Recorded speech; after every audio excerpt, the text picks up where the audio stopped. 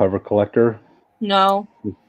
It's the fact that right now Marvel decided, you know what, let's do something interesting for a whole new line of variant covers for Deadpool. Let's just screenshot moments in the trailer and have that be a variant cover. That's for They do that. I remember one time that they were promoting one of their new games. I think it was, can't remember exactly which game it was, but I got an issue of Marauders where it was of Akihiro. This was like before he became Fang, like right before, and there was such an uncanny valley vibe about it because I couldn't tell if it was real or like a real person or drawn. Right. And I was like trying to figure that out. I was like, this is trippy, man. This is fucking trippy. What the hell, Akihiro? Man, you know, it's funny you should mention couldn't tell because I can't look at these variants. Because remember, I don't watch the trailers. Now, this is like Medusa's head Just to me. them, don't look, don't get a peek. Tell your comic people to put it in a separate bag. That's what, yeah, I gotta do that. And then look at them like afterwards. Yeah. You know what? I'm gonna start retweeting all of the ads, like all of the freaking trailers for this movie onto the podcast Twitter. So that you can look at all of them. Gotcha. There's not a freaking collab with JJK and McDonald's. What the hell is that? Oh yeah, they're doing sauces and stuff. That happens all the time. Yeah. They don't do collabs with everything. Tale as old as time. But anyways, Vocaloids is better. Vocaloids are great. Vocaloids are awesome. Yeah, it's true. But you know what else is awesome? Your mama. The Fanatics. My mom is awesome. You know, she raised me. She did right. She did good things. You know, who doesn't watch this? You know. Trust me, my parents don't want us to see there because they don't tell them what it's called. Listen. The thing is, I don't want my mom to watch this. They would be confused on why you guys are calling me witch. That's true. My mom wouldn't care about half of the stuff on here, so it doesn't. So yeah, same here. But let you know. Hey, Jake, post the link to Sonic in the chat. We said we're gonna do that. Lord, we're doing this. See, Jake, it's not that convenient to have to do something at the last minute. Yeah. Jake, see how inconvenient it is to do something at the last minute, man? Like you just did to me. I actually did this before the last minute, so that's not even. That's like I said earlier to do it, but that's okay. But listen, you did it. You did a good job. Okay.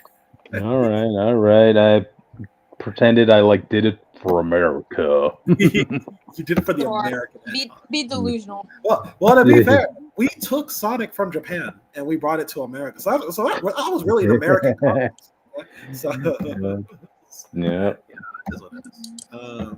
Copying the link. But yes, people, if you wind up somehow being interested in Ken Pender's book, go pay for it on his website. It's only $35. But don't do that. I don't care if you answer it or not. Don't do it. So I will forcefully ask you to unsubscribe if you buy that book. We're not gonna post the link here, but we'll talk about it. There's no way I can show it off, but we'll talk about it. We're not gonna post a link here, but I'll post it for the group to see. So, but yeah. Now that we were talking, I got that spreadsheet that I wanted that splash art. I got it. It has the loading screen on it, but it's good. I got it. We're so unhinged. We're like the boys, but I think we're more competent than the boys. I think we're as a team. I think we are more competent than the boys. Which you don't watch the boys, but let me tell you something. They are the most incompetent team I've ever seen on television. Okay? Well, trust me, I've worked with a. I don't like to call people incompetent. However, this person was very much that. Okay, well, imagine that guy, but that's a whole team, and they have a TV show that's 4 seasons. Somehow. Imagine that, but only watching 2 seasons and judging the whole team based on that. Listen, that's the way it's got to be. And listen, as far as I can see, for 2 seasons, they're pretty incompetent. But from my understanding, it's only because Starlight's on the squad now. So yeah. But yeah. Hi, audience. Oh, hi, Mark. I try my best. Well, hi, welcome to our crew. This is our Tuesday special, comic reviews only. Yeah. Sometimes we will have exceptions, but this is the new normal now. This is That's true. You know. And anyway, yeah. Let's start us off. Oh, hey, Kara. Kara. Yeah. Hey, Kara. What's up? Glad you can make it. Well, let's start us off. Welcome to Comic Fanatic Reviews of the Week. You're here with me, Cryptid Zeker 415, here to talk to you about something superior along with something America. You know? Fuck off. And, Take a shot every time you hear someone say America tonight, which. And it is I, Jake Tylenol, who from the depths where Ken Penders lay. I will read his book tonight. So, that's it. Austin, go. I'm not Witch today. I don't really have an identity, to be honest. I don't know what I want to do. This is Austin, the wall. This is what happens when you take the throne, man. I told you not to take the throne. This is what does 17 years later, all right? Don't do it. Anyways, I'm Richter, also known as the Witch of Jotunheim, pronouns they, he, that has not changed. And go play Valkyrie Connect. And when you do, hit me up on Twitter so that I can give you my player ID so we can be friends. Yes, and together we form the Fanatics, and we talk about the comic reviews on Tuesdays. So, yeah. So, Kara, welcome in. As usual, don't forget to leave a like and a comment. Really helps us with the algorithm, and also share us around if you think anybody would be interested. That would be much appreciated. So, we also have social medias, and Witch is usually in charge of that. So I'm going to let Witch be in charge of that today. So. Go for it. Hello. I guess I could do social media while I'm getting ready to play Valkyrie Connect. Yeah, you can follow us on YouTube, subscribe, and share it to your friends, I guess, if you wanted to. Anyways, you can also follow us on Twitter at ComicFanatic69. That's where you're gonna get all the updates, assuming that you don't have notifications on here, which I don't know why you would be subscribed and not have notifications. Like, what are you guys doing? Anyways, you can also follow me, your boy, if you prefer me and not these guys. You can follow me at Witch of Jotun with an E instead of a U on Twitter. You can also follow me on TikTok and Instagram at witch_of_Jotunheim because, yeah, you could do that. If you want to find Austin, I put him somewhere. Yeah, I put him somewhere. You cannot find him. Don't even test that theory because I will come and find you. And you might be wondering, what's my weapon of choice? Skizzers. That's my weapon of choice, skizzers. Yeah. Anyways, if you want to find Jakefer, I don't know. He's vibing with what's the guy's name? Kim Penders? I don't know what his name is. Sorry. You can also find Cryptid. Wherever the most American place is. You guys are left to decide that because I don't care. Just think of my name every time you hear a firecracker this 4th of July, audience. Yeah. Don't be weird, audience. But yes, we have some exciting content for you guys today. Just a little teaser, a little bit of American patriotism. We got some Spiderman coming at you, some Sega action as well, and some. We got vampires and monsters and white people in South American countries. Yes. You mean like Captain America was a couple weeks ago? I don't care about that. I'm talking about my book. And listen, if you're a fan of that Black Panther guy, well, we got a book for you. So yeah, gotcha.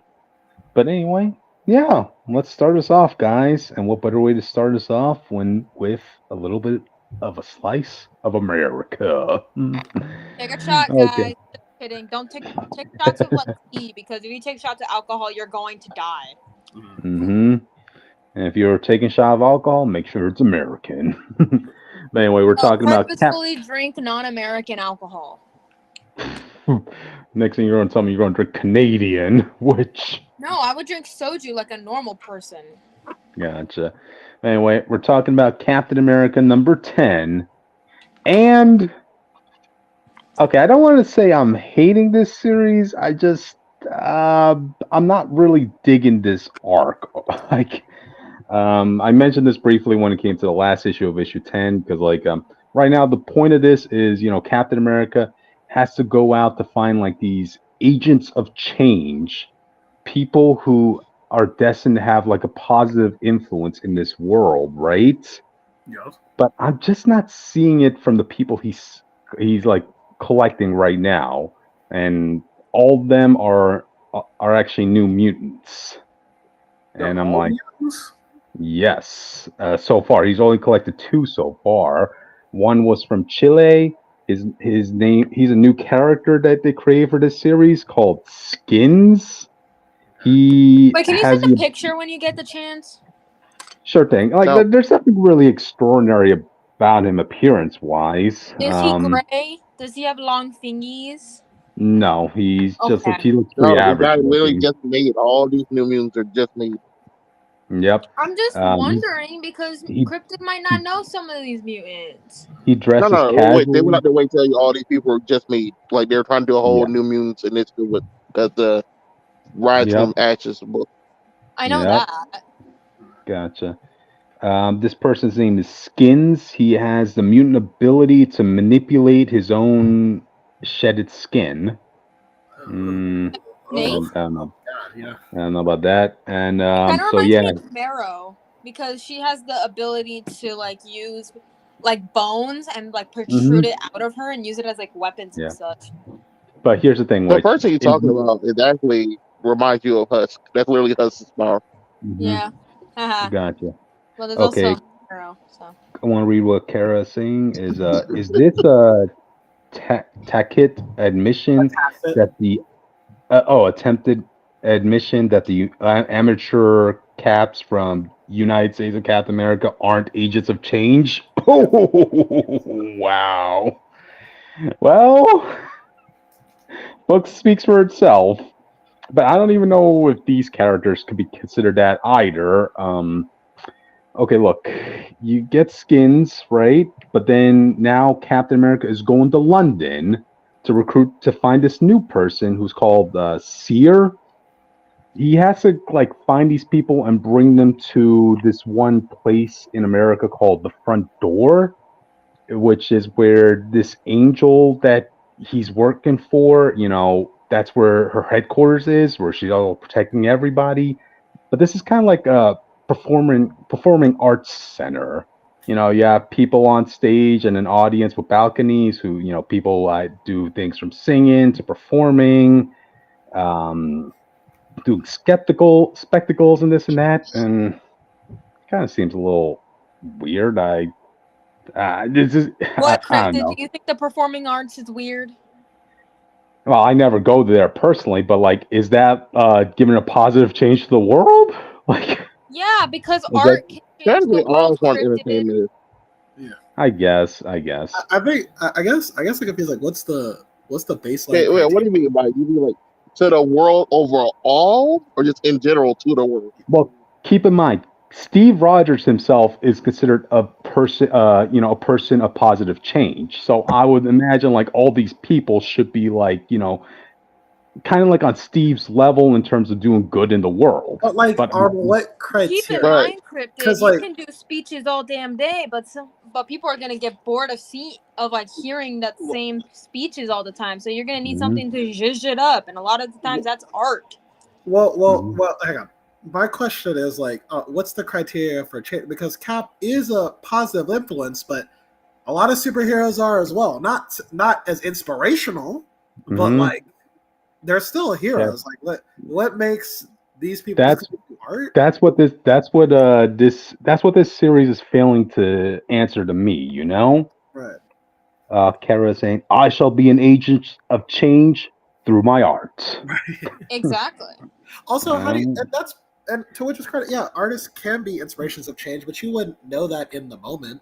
Like a lot of artists don't get appreciated until they're dead or like things have already which is ironic because the next issue is advertising like the next person Cap's going out to find.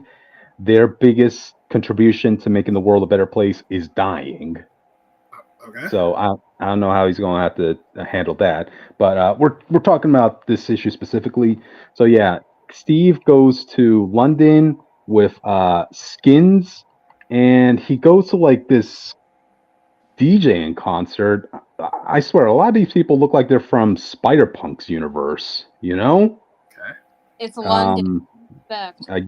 I guess. And the person he finds is this one girl, you know, half short hair, half shaved head, real piercings, dark lipstick. Yeah, that sort of person. Her power is that she is sensitive to all kinds of energy. Okay, and apparently she could use that to tap into information, apparently, like cameras and such, and also intersect possibilities and probabilities. So basically, it feels like they're trying to be super broad with these powers, so they can eventually do anything with these characters, and that's kind of a problem.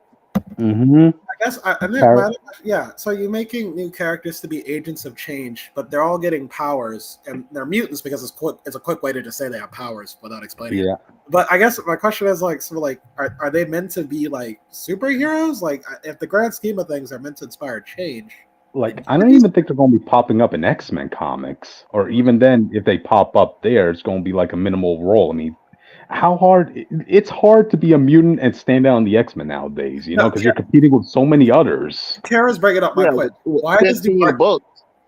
Kara's bringing up my point. Why do the artists need powers to be agents of change? Have artists who don't have powers? I'm like, yeah. Why are the powers necessary? That's like a reason. I know. I'm getting mixed messages from like what this is, but. Okay. Next issue might turn into 7 Pounds, the Will Smith movie. Maybe. Okay, but anyway, something actually really stupid ends up happening here too, because Seer, to kind of demonstrate her power, like, you know, she could see through all the video cameras in the world, apparently. And she's asking Steve, hey, do you know what it's like to see through them all at the same time? Would you like to know? Skins is like saying, don't do it, Steve. And Steve accepts her hand, and she's like, hold on to your socks. Boom! And then instantly Captain America is seeing through all the cameras in the world and quickly lets go. And this is where Sears is saying, 2 seconds. Not bad. The last person I let in only lasted a fraction of a second and spent the next 2 months in a padded white room screaming.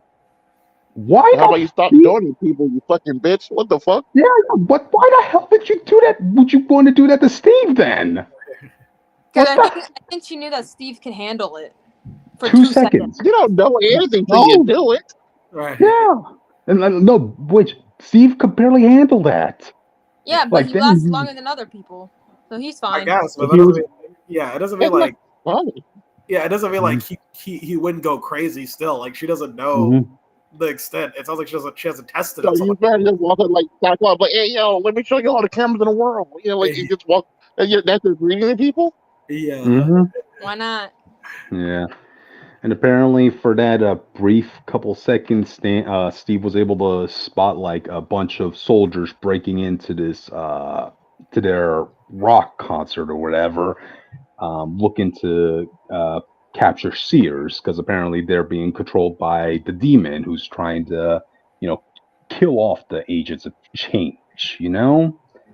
So, of course, Steve fights. Yeah? Oh, okay. Of course, Steve fights. You know he's going to win, right? He does get a little help from Sears, who apparently could also make people's minds stop for 1 split second, because something about her powers could also allow her to access the flow of energy in a brain. Right. Yeah. So, okay. So they beat them all. They escape, and then she agrees to go to the front door with Steve back in America, right? And before they get on the plane, you see her go to the bathroom, and she's actually a spy for the demon. So yeah, that's really how the issue ends. Yeah. Um, I'm not really understanding the book. I mean, I understand what's happening. I just not understanding it. That makes sense. I don't know. Like, I understand. yeah, Like, yeah. Wait, Who's the Jay, writer of I this feel book? that same way. Yeah. J. Michael Straczynski. Yeah. I It think feels like he tried to follow up with I've told you this on camera. I believe we recorded episodes about this. Daredevil went Yeah. through the same thing Mm-hmm. of the angel, Yeah. and all that stuff, Mm-hmm. and it feels like like trying to be a different take on that. Mm-hmm. But the idea of not seeing the immediate impact of all these people probably would be a problem for most people. Like, I would understand this if, like, this is more like, seeing, like, a person doing good in general is enough to influence positive change in the world. You don't Right. have to be like fighting Doctor Doom or stopping Galactus's next event. I mean, you could be just helping people down the street, or helping the community out. That's enough to inspire good change in the world. Yeah. But these people in specific, I just don't see it. Like, Did she make her own brain stop to think subjugating people to all the cameras was a good idea? I guess so. yeah, I don't know. yeah, and I mean, maybe she shaved off some of her common sense, like she shaved off part of her hair. Like, I think no, I agree with that message. I think That's a super. problem with Very people with new powers. scripted. Anybody with mhm. anybody with new powers would experiment, but like after the first time, you probably would stop. Yeah, Well, that's what How Rogue about was you do it? example. no, and Rogue this. accidentally found out she could kill people with their power. She's like, okay, let me not touch anybody. Let me. Oh, curb keep in mind, this isn't like she just is discovering her powers. No, she's been using this power to like get away from people who are trying to capture her and use her powers for their gain. That's why in the beginning of the book she's like, yeah, Steve, thanks, but I'm okay here. I can take care of myself and that stuff. I've been able to avoid people this long before, so yeah. But yeah, no, I do think I do like that messages. Actually, there was like an old like kid show, Rescue Heroes, and like they're like these like these super response team basically. Like they're supposed to be like Yep. superheroes, but like without powers, but everything. But they had an Yeah. episode where they highlighted like, yeah, just because we're like the action figures, you should also remember that there are real people who do this. And they had an episode about the Rescue Heroes celebrating firefighters and cops and all this other stuff, like average people in the world. Yeah, exactly. So I mean, there's plenty of good being spread. I mean, like, I'll tell you guys like a real life story of mine, right? Yeah. Like, tire blew out while I was driving in the highway. Like, I didn't have the parts to change the tire. Had to wait for somebody to for one of the towmen to come and help me out. But then this random good Samaritan comes in and pulls up in front of me, right? Yeah. He literally changes my tire for me. And I'm like, dude, here, take a $50 bill. Like, please, like, just do it on me. This is for your time. And he's like saying, no, I'm not doing this for the money. If you want to pay me back, do something good for someone else out there in the world. Yeah. That was like his literal dialogue, I'm like, damn. But stuff like that is never going to make the news or anything. Yep. Nobody's ever going to make a big news article about that, I still have that $50. Unless you're lucky and find a Hope Corps video on TikTok. Yep. I mean, I still have that $50 bill to this day, and I'm planning to use it to do something really good for a person one of these days. I'll find an opportunity, That's cool. But yeah, I was kind of thinking maybe you could do something like that, like average people, Again, you don't have to be a superhero to do good things in the world. Yeah, because not all heroes work good. Making mutants out of these characters implies like there's like this is made so people will use these characters still. I think just a good strong side character you make would be like somebody might be interested in bringing them back. But even if not, narratively speaking, it's just cooler that like these are just average people, Exactly. It'll kind of be funny if like in the next issue, the next person Captain America has to find is an average person. Because remember, the next person is going to have to die in order to instill a good change in the world. Yeah.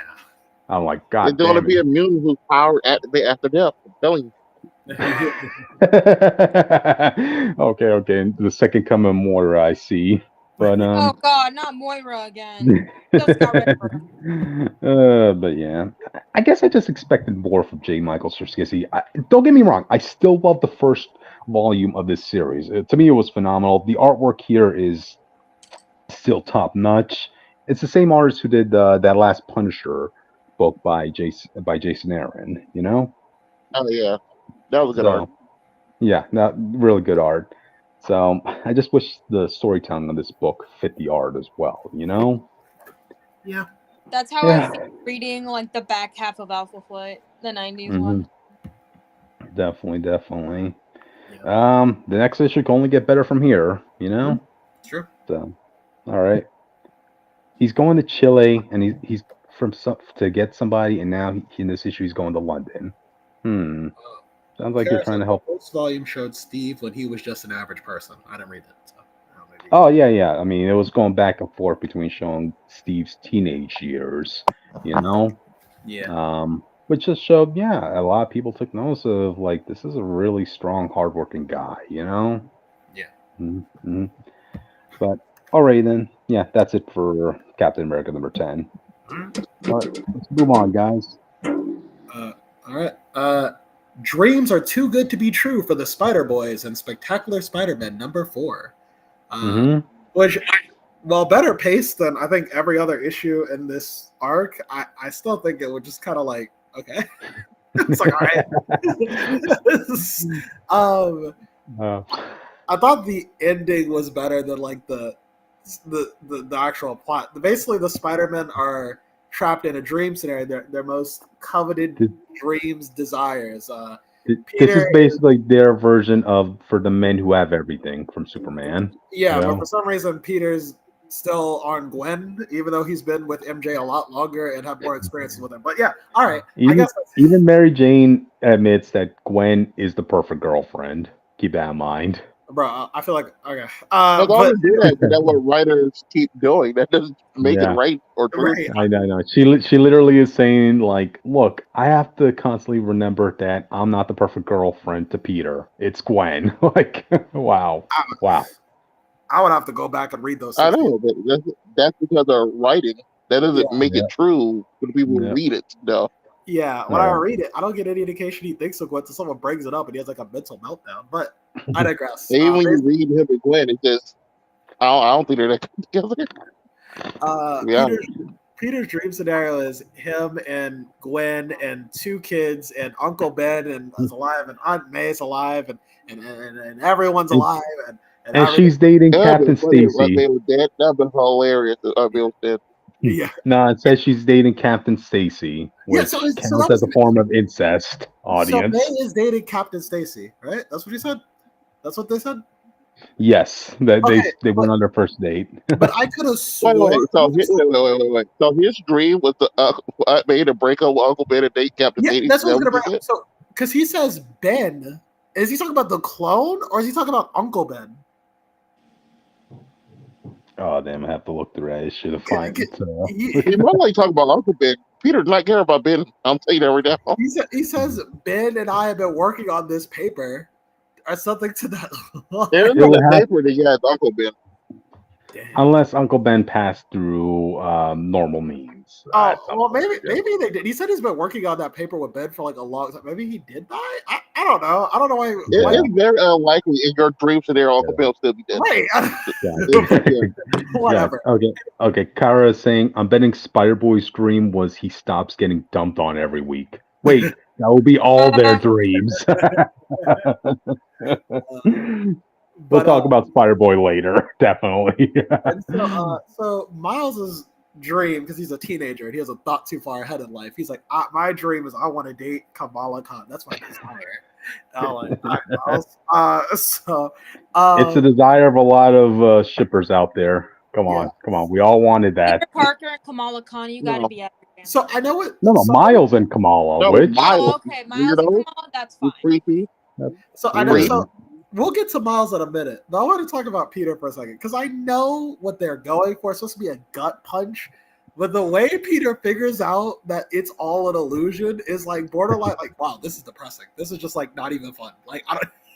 he figures it out because he's talking about how good his life is, and he's like, "Wait, I have Parker luck. My life never goes good for me," and all of his memories flood back. I'm like, "That's just I don't that like trauma, man. this is very problematic." But it wasn't even like he thought about it and like over the course of time. It was like all in one page. His memories came back. He's like, "I'm in an illusion." To be fair, I've been fighting Mysterio for like 60 years. I think he'll be used to this. I guess so. Maybe by the way, keep in mind, audience, this whole illusion thing is being created by Arcade, and I forgot the other villain's name. Jake. He's some obscure villain. Yeah. Two random X-Men people. Yeah. Okay. And so, we also find Mono. Well, that's coming to the end, but Miles figures it out. Wait. Because his clone brother Shift comes in and destroys Kamala, and then Miles has this realization, like, "Oh, I didn't even know I liked Kamala like that." Now that I think about it, I am dating someone else right now. I guess I suppressed his feelings, and when Kamala died, I thought about it more, and then when she came back, it was too late. So I was already with Tiana. So that's how they explain his secret desire, Austin. So. And we didn't really even meet each other after she came back. Right. Okay, yeah, I didn't even say hi when she came back to life. Like I didn't think about it. Like went on doing my day. Right. Look. In Miles' defense, right? The X-Men wiped everybody's minds off of Kamala's death. It was more like Emma. Wait, so how does he remember? They didn't wipe. No, they didn't wipe everyone. Oh, okay. They didn't wipe the regular people. Yeah. Mm-hmm. So her parents forgot she died. Yeah. Mm-hmm. But Miles. But apparently Miles, he has a secret crush on Kamala. Like he just wasn't really confessing. So maybe that will affect the Miles book. Who's to say? I hope so. Come on, I want to see that ship. I do too, but I don't know. Why would you want an actual good book and relationship just to do that? That's what I'm saying. I want the ship, but I don't read the Miles book, so I don't know how that would flow. So I'm not gonna like ruin a whole book because of a ship I want. So that is what it is. Why do you want the ship? What do you know about this relationship between these two? Oh, those two have been going through a lot. Not you, Jake. No, I just think they look aesthetically good together. I just thought it would be cool. I think it was just aesthetically good. I just want to see it. Now, like, I don't know. We'll see. But yeah, like I said, I'm not gonna ask to ruin a whole book over it. It's just something I wanted to see. I was curious about it. That's all. Okay. But yeah, so they break out of their illusion state, and then they wait. What, Jake? Before we get to there, you remember that scene we were talking about Peter and right. Come on. The moment when Peter almost got more depressing because he hugs his whole family with his arms, and then so he says like, "I love you guys so much," and they're robots at this point because Shift destroyed Kamala's robot, and so you hear the kid go like, "Daddy, you're hugging me tight." Oh God! Oh my God! Oh, no way! but no, we're not gonna make it that depressing. He just puts them away on his spider costume. But I was like, for a minute, I was like, oh my God. But yeah, Crypt and I were talking about it before the episode started, and we both thought the same thing was gonna happen. Kill Gwen by his own hands, man. Dude, Tom King will have a field day if he ever comes back to Marvel and wants to write for Spider-Man. But there was some really cool trickery. Actually, at first I wasn't really vibing with the gimmick, but I actually did like it. Arcade has a pretty solid plan. So there's Miles and Peter are fighting android versions of the other. So Miles is fighting a Peter android, and Peter's fighting a Miles android. And these two and the androids are trying to convince Peter and Miles that they're real. But eventually, they break apart, and Arcade Arcade puts Peter and Miles in the same room, and so they think that they're androids because they just fought androids of each other. And I thought that was a pretty cool plot way to make that work, basically. But we also find out next issue that Arcade and his associates Benefactor is coming in, and the Benefactor who's funding all this is Hammerhead. Yay! So we got a Spider-Man villain for the Spider-Man book. So yay! It was okay. It's all right. I think this is like the best issue of this run so far for me. Specifically because of that scene with Peter hugging his family. No, that was like the biggest reaction I got so far in this story.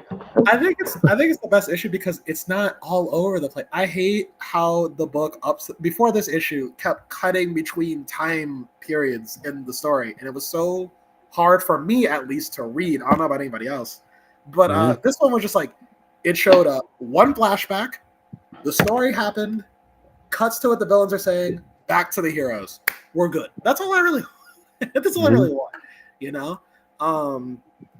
Like I said, the only time I ever liked that with Greg, who's the writer? Greg Wiseman? That's his name? Greg Wiseman, yeah. Yeah, the only time he ever did that in Spectacular was in the episode with Molten Man. And that was a good episode, but it was a TV show, so it was easier to follow as opposed to me reading it. So, but yeah, like I said, it's an okay book. Ultimate Spider-Man's probably better. So yeah, this is a better trade read, I'd imagine. You know, most likely, yeah. But we'll see what happens to them Spider Boys next week. So you Miles and Kamala shippers, if you want to vote with your dollar, buy this book. It's not going to work. That's the whole reason they brought Gwen here was to get them together. Yeah. I'm talking about Miles and Kamala, not Peter and Gwen. You know, they teased I'm talking about Gwen and Miles. The whole reason Spider-Gwen is in the 616 is for that. Yep. Oh, vote with your dollar, audience. That's what that gives you more reason to buy this book. They don't care. People vote with dollars to not buy Gwen books. They're like, you know what? We're going to keep reusing her anyway. Marvel care editorial for Marvel. They care about their agendas. Okay. DC cares about. Okay. They're the only people. Okay. New commenter Hala Mutawi is saying, I kind of figured out when I saw the comic book. What'd you figure out exactly? Could you be more specific? Also, welcome to the channel. You know, if you like it, leave a like and maybe subscribe. You know. Oh yeah, if y'all have any specific thing I wanted to review, y'all need to put it in the chat and we'll try. We keep forgetting to say that mid-show. Yeah, do that. We might look at it. We make no promises, but we'll try our best. You know. Hey, I'll try. But if I'm going to tell you the truth. I ain't gonna lie to you. Hey, audience, I'm the one who reads the most comics of this whole group, so hey, I'll take a look at it. I have other things I like to indulge in. Okay. But yeah, stay tuned with us because we still have a lot more books left. So you know, we have a really good one next up. All right. Next up. Let's move on. Yeah, next up is Blood Hunt #4, Red and White Band. Because if you've been here for the past 3 months, you would know that I collect the Red Band, sometimes the White Band, but mostly the Red Band, while Cryptid reads the White Band. Yeah, I'm sticking on the PG this time, audience. Yeah, because he's lame. Anyway. If you don't know what the Blood Hunt event is, this is Marvel's summer event where it's vampires. Yeah. I love this event so far. I need to go to my comic shop this week and get that Psylocke tie-in because I need that Peach Momoko cover. Anyways, so we start off at the Temple of the First Blasphemy in New York, if you remember from the last issue, that summoned and probably killed a lot of people. A lot of plant life because this thing is huge. It was straight into Central Park. Anyways, so yeah, we see that we get some narration bubbles. I'm assuming from Blade himself, you know, quote unquote Blade. I don't know. I don't remember if it was Blade, but no, wait. Yeah, it doesn't matter. We get some narration. That it's it appears that things are going very badly. The Avengers are broken. The Sorcerer Supreme is an apparition, or whatever the fuck that word is. You know, New York City with an ancient Atlantean temple as a part of its skyline. Where's Namor? I saw that Morbius was crossing over into the Spider-Man book for tie-in. So where's Namor? Oh, wow. That's my new question. Where's Namor? And before we answer that question, Hala Mutawi asked us, did we any of us read the comic book called Danny Phantom, A Glitch in Time yet? No. I did. Well, Yeah, I didn't. But if it makes you feel better, I did read that Cult of the Lamb comic though. It was pretty good. Hala, if you're here for next Tuesday, I'll read that book and we can discuss that next Tuesday. So, yeah. Cool. Or Monday, depending. But anyways, besides the point. So we cut over to Destrange and Clea, and they enter into this building, right? Where we are now in Latveria, Doomstat, Latveria, with Dr. Doom himself. Yep. You know, and he's like, if you've come to me hat in hand for aid, then that'd be the correct assessment for your situation. Now tell me, like, what's the deal? I made Dr. Doom's personality just very particular, but that's okay. Doesn't matter. Anyway, so we cut back to the Temple of the First Blasphemy, where Blade, quote unquote, enters in through a portal with the rest of the gang. And he's like, finally, have you had any idea how long it's been since I've walked these stones? You should have seen it when it was first built. And T'Challa's like, you're not Blade, are you? And then Blade looks back and his eyes are just red and black. The scleras are black while his pupils are red. Which, very stereotypical vampire, am I right? Yep. He's like, no, I am something much greater. But I'll become greater still, Black Panther. Because why not? Oh, so he's like, this has always been my plan. This has always been the work, for thousands of years, It's been the thing. And so T'Challa's like, what are you? Just spill it out already. Jesus Christ. And he's like, the first Black Panther, the first vampire, my nomad spirit closed in my faded vessel, the Daywalker skin. I am Varney, or whatever the fuck his name is. Wow. Yeah, I did not make that sound cool, but it looks pretty cool, so that's all that matters. Varney. No, don't do that. Don't do that. I'm turning into Austin every single week. Don't do that. Yeah. Okay, well, I'll stick to my Nazi vampire accent. So. Yeah, that I guess. Yeah. Anyways, we cut back over to Latveria, and Doctor Strange is like, Varney, and Doom is like, it's obvious if you think about it for 2 fucking seconds, Which, fair enough, Doom. Fair enough. And he's like, some years ago, his minion Marie Laveau prepared Blade for the host for the spirit of Varney, which it was in Blade the Vampire Hunter issue 5. I haven't read it. Don't judge me for not reading it. I don't care enough. Anyways, so he's like, apparently the Daywalker's unique constitution made him the perfect vessel. Obviously that attempt failed, but the first time it failed, but the second time, it didn't seem to fail, so fun, And Strange is like, yet your borders are free from vampires. You wanna explain that? And Doom's like, of course, I have to protect my people. Duh. Now, what can I help you with, man? And Strange is like, the skies, man. We must bring out the sun again. Come on, man. We just need aid with the Dark Force. And Doom's like, the Dark Force. I have precautions for that as well, bestie, of course. It's only a matter of time, He's like, people have trifled with the Dark Force dimension for far, far too long, And it's like, he's not surprised. He's not surprised. And Cleo's like, if it be magic, then let's put it into motion. Time's of the essence here, man. Come on. And Doom's like, okay, greatest symbol of mages, to begin with, that's what you need. So go do that. Just kidding, he didn't say that. But Strange is like, I'm acquainted with the great many magicians. I can get all of them. And he's like, oh, no need. So I brought in all of Strange Academy here, so now they're just chilling here.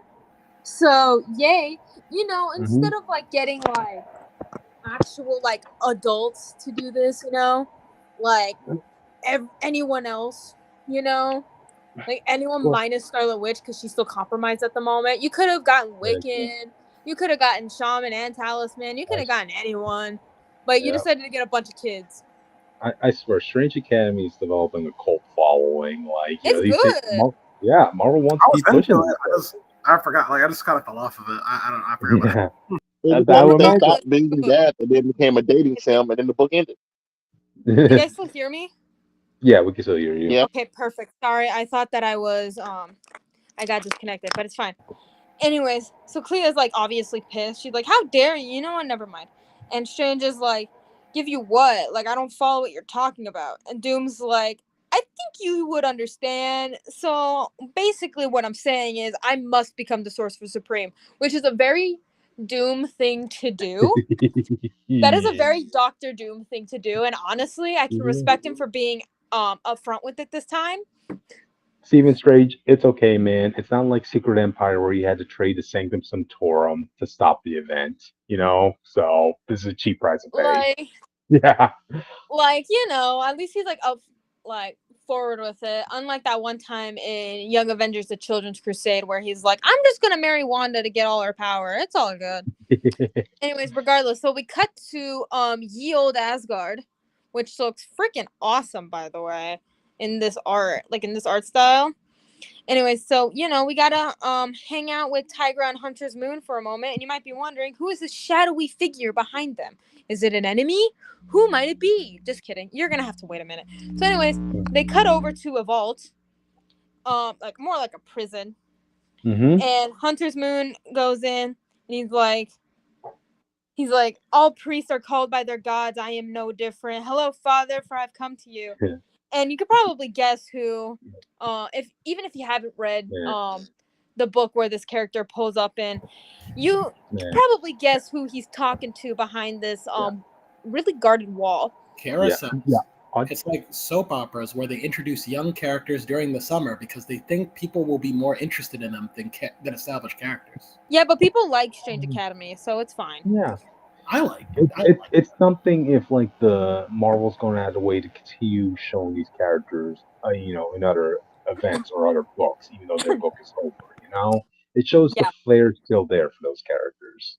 And Anyways, to go back to the wall that Witch was describing, audience, try picturing like one of those doors for a safe at a bank, right?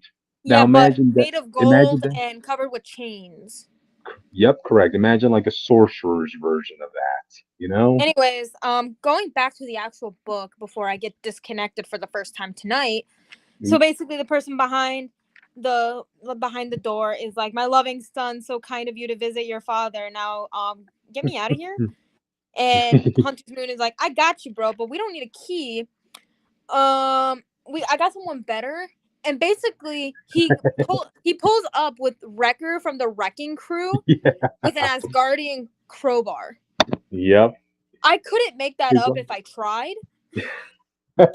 His life has purpose. You're having the Wrecking Crew be relevant in this event, so that's cool. We love that for you. One of the best uses I've ever seen of Wrecker. More than the time I saw Luke Cage kick his ass and take his crowbar as his weapon. Like, yeah, but you know what? Hey, he's being helpful. He's like, "I like the sun too. I like it too. It's chill. It's cool." Anyways, cutting back to the book.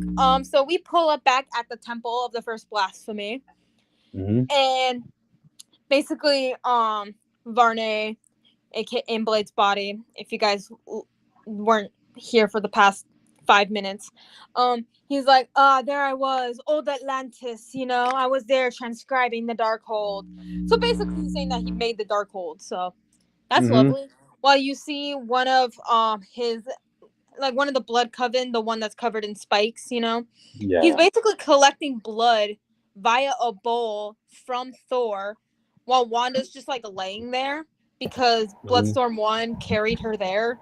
I mean, like, slay, I guess, but Kara says that I'm imagining an Asgardian crowbar is a regular crowbar with a little Viking helmet. No, it's just a regular crowbar. It's just a regular crowbar. No, yeah, regular crowbar that was just we didn't get a good look at it. We didn't get a good look at it if it had like inscribings or anything, but it's just a regular old crowbar. Yeah, it's literally a regular crowbar that's just been enchanted to be, I guess, Mjolnir level or close to it. It's unbreakable, audience, is what I'm saying. You know. Okay, And Kara, magic. we gotta keep going, Kara, man. We gotta keep going, okay? Like, Go ahead, Rich. Go ahead. anyway, so Barney's like, now with the living Darkhold in my possession, I can and with the blood of a god in my hand, like I can complete my ritual. And he's like, and then T'Challa's like, I don't understand what you're talking about, man. Like, can you put that in 5-year-old terms? I don't. My native language isn't English, bro. And Barney's like, oh, you will. While Bloodstone 1 is handing him the thing.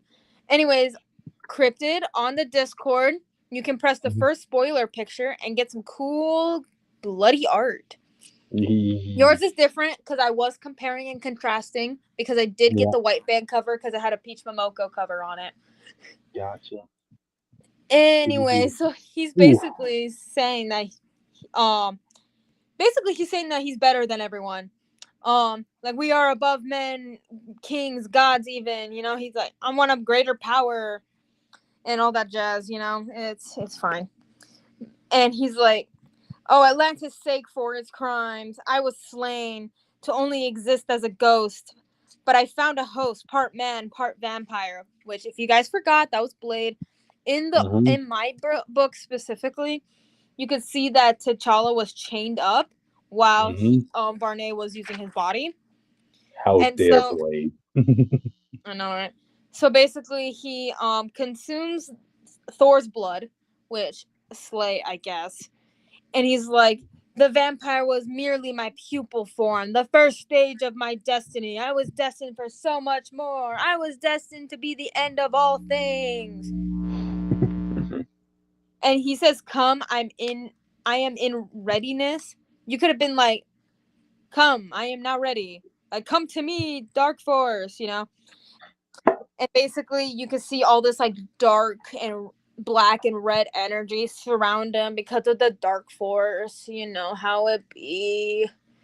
Anyway, so he basically starts levitating, and he's like, do you see me? Do you see me?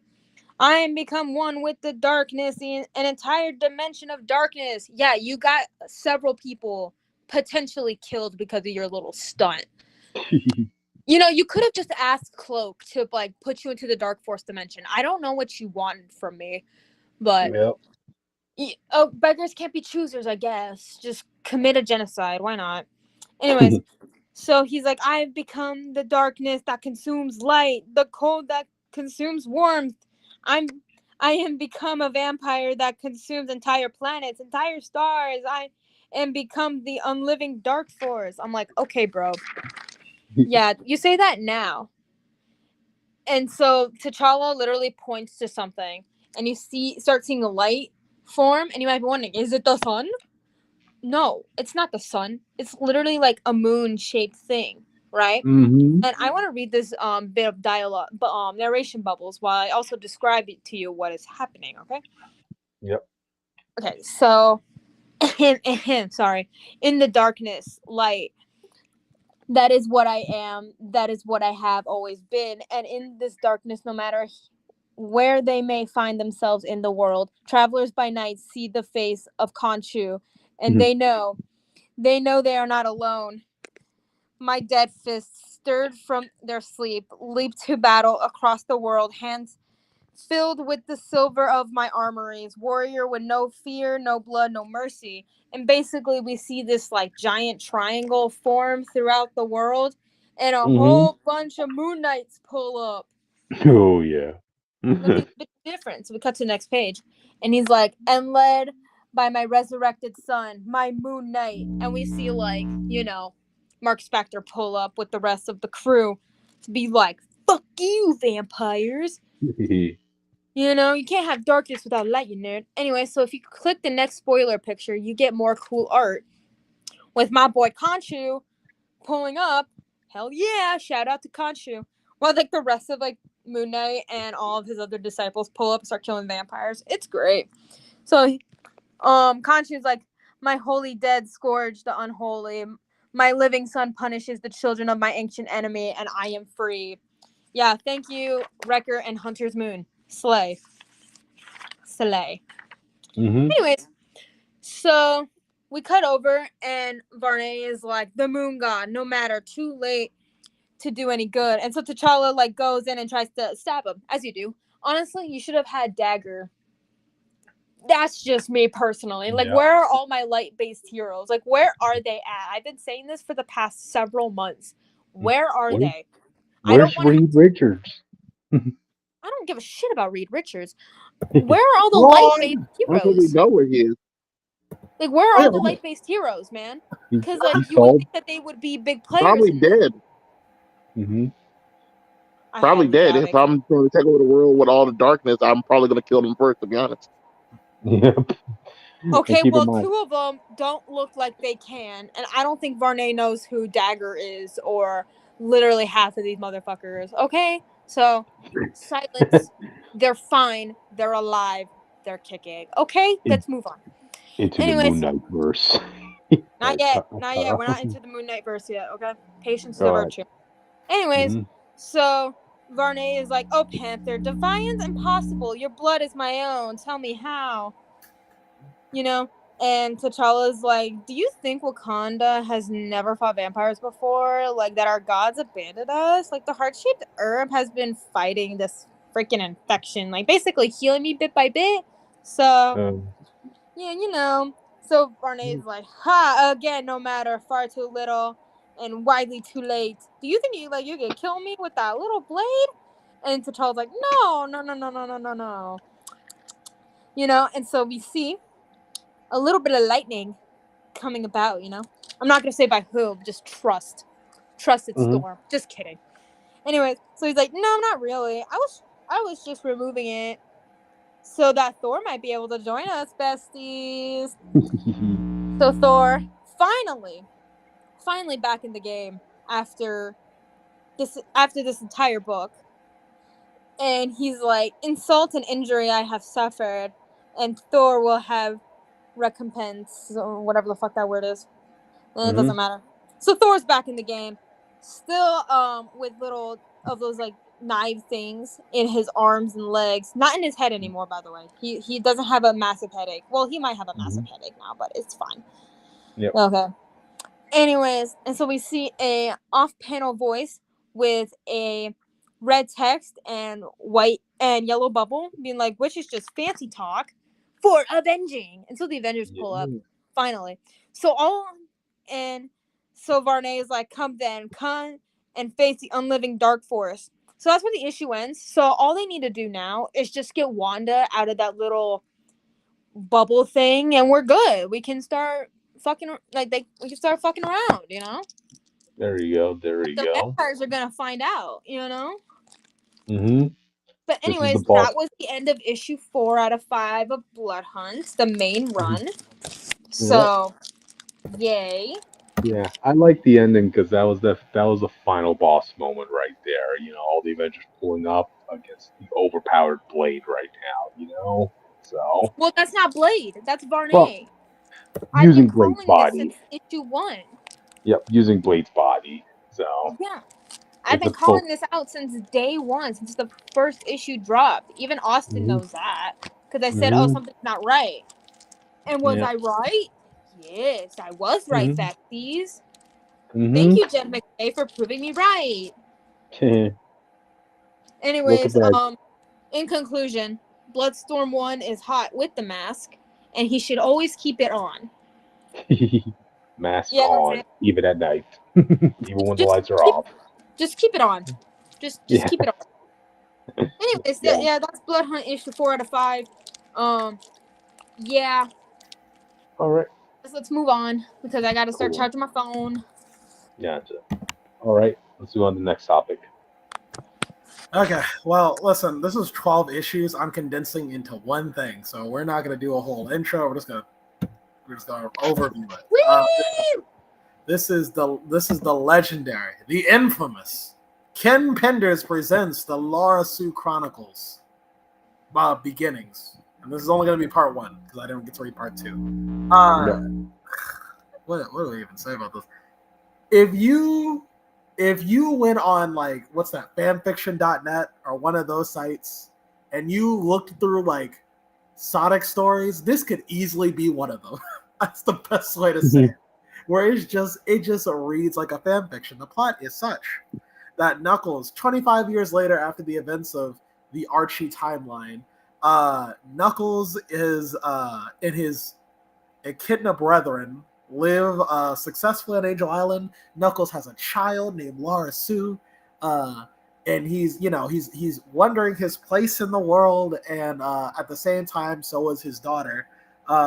But at the same time, reality is being torn apart, and he has to figure out why. That's the best way I can say what this plot is, because it just winds up being a bunch of just things happening. For instance, the second chapter in the book is Knuckles taking his daughter to prom, or the unveiling as it's called. Is where the coming of age. Yeah, the coming of age, essentially. This ain't no father-daughter dance, audience. Well, actually, there was a father-daughter dance. Oh, okay. Yeah. Okay. Actually, I have it right here. I'm gonna post it in general. You won't be able to see it, audience, but you can pay $35 to read this crap if you want to. But yeah, I think there's a lot to really say about this. Basically, I think my biggest problem with this book is just the fan fiction-y way it's written. I know there's a lot of people who are upset with Sega or Sonic Team, whoever's in charge now, because they put narrative restrictions on the current people who write Sonic at IDW. I'm not gonna lie to you, after reading this book, I think that was for the best, honestly. Because you have things like a scene where two teenagers are about to have sex in the bushes. And in a Sonic comic, yeah. And like a Sonic comic? What is this? Yeah. Why are you acting like that's weird? There's not anything new for Sonic. Sonic himself almost has sex with it. In Archie, yes. Wow. I'm saying not in like with this as well. Yeah, so but my point is I'm about to post it here. Also, like the designs are just weird. So what I'm posting here is there's this chameleon girl. And the way they drew her, she has like human-like hair on her, and I don't know. To me, it looks gross. I don't know why this chameleon character has human hair, and it's long black human hair. There's also an effort to try to like sexify the characters so they look more like attractive and everything. Which I guess if you're a furry, this works for you. It's a lot of weird art directions. I guess it feels like the book is trying too hard to make these characters human, when I think the appeal to Sonic is the cartoony nature of the design and the edge that comes with it, I think. But that said, it's not as bad as like Ken Pender's own art, which I'm going to post this in the chat for you guys. I actually have like the cover for this book, at least what he wanted the cover to be. I put it in the chat right now if you want to see it.